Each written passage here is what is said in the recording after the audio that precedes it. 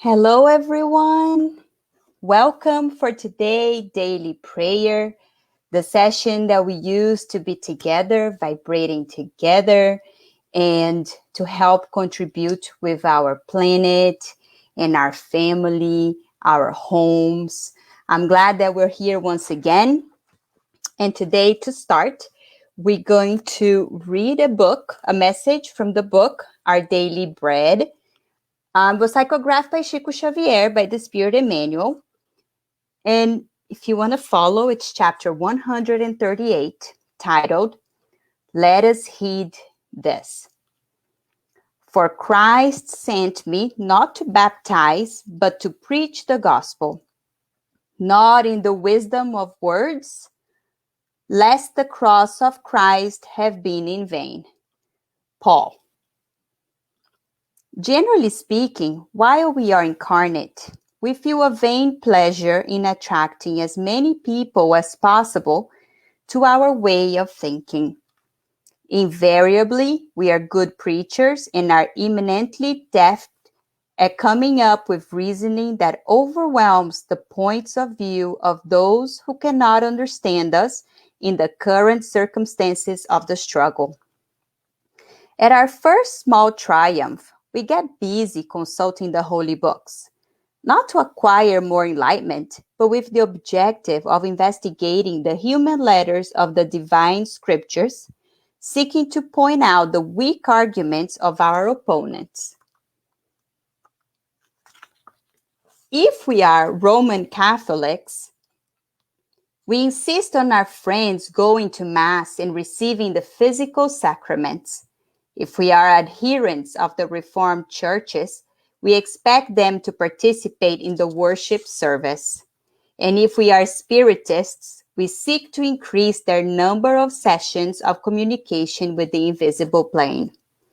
Such efforts may be praiseworthy in some aspects. However, it is imperative to remember that students of the gospel who sincerely try to understand the Christ feel highly renewed regarding their inner conduct. When Jesus enters people's hearts, he changes them into living witnesses of the good, and he instructs them to preach the gospel to their brothers and sisters with the example of their own lives.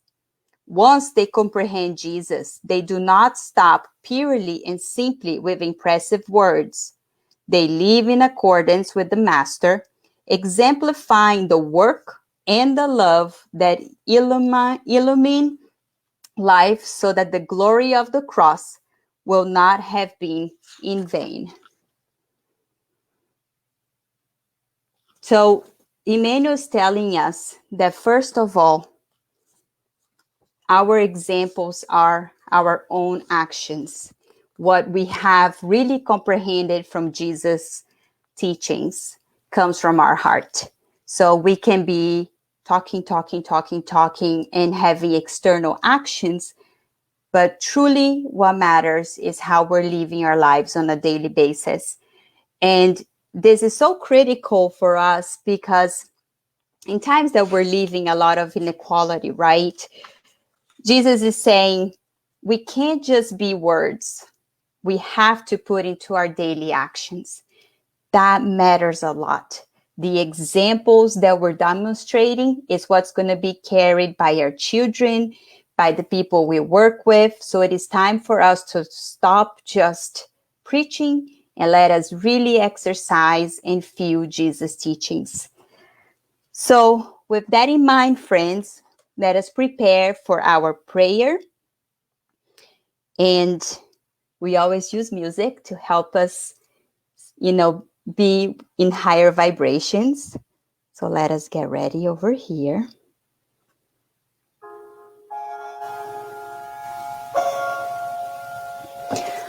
Let us close our eyes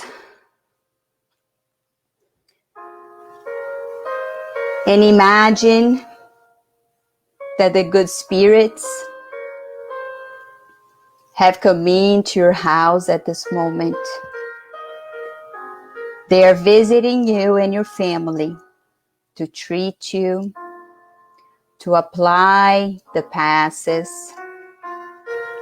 And if you have a glass of water, they will fluidify it with good positive energies for you. Dear loving Master, as we pray together today, we want to dedicate this moment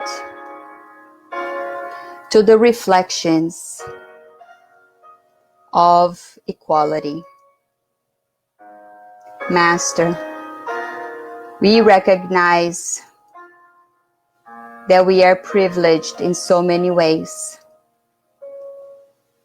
Privileged to know that you're caring for everyone in this planet, independent of race, gender, ethnicity, religion. That you love each one of us the same exact way. That there's no difference between us and criminals. We are all loved, and we will all progress to be Christ-like spirits. We rejoice with you, Master Jesus, when we imagine what is coming to the planet of regeneration. And we are so blessed for knowing this, and it gives us peace and calm in our hearts, hope and faith. And for this, Master, we are very grateful. For the ones that they cannot feel the same way as we do, we pray for them. We pray the showers of healing light are surrounding them with these vibrations of love and kindness, vibrations of trust of what's coming in the future. We pray that they stay resilient. At this reincarnation, it is the most precious to this day. And Master Jesus, our enormous gratitude for the spiritual team that is working non-stop to support the whole planet at this moment of transition. We understand the last couple weeks have been very intense, and I can only imagine how the spiritual realm is feeling it. The spirit doctors and nurses are working so much that our appreciation for them goes beyond the expression that we can put in words. Thank you. And we are very blessed to be together as part of your team in any capacity that we can contribute. And with your permission, your protection, we would like to close this session today, and so be it.